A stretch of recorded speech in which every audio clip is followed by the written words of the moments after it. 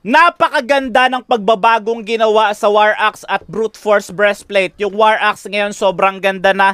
Pareho na lang sila hanggang 6 stacks. At napakaganda nila at sobra yung pagkakabuff sa kanila. At buff rin ito para sa mga fighters. Sino ba yung mga fighters na pwede gumamit nito? Marami sina Yushong, Lapu-Lapu, X-Board, Terisla at napakarami pang iba.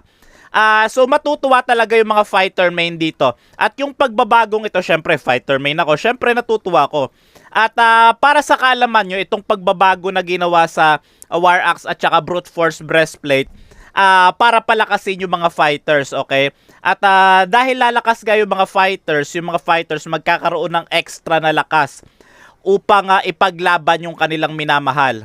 Pero ito lang masasabi ko sa inyo, kahit wala yung War Axe, kahit wala yung Brute Force Breastplate, kaya kitang ipaglaban. Yung pag-ibig ko sa'yo, ipaglalaban ko hanggang dulo.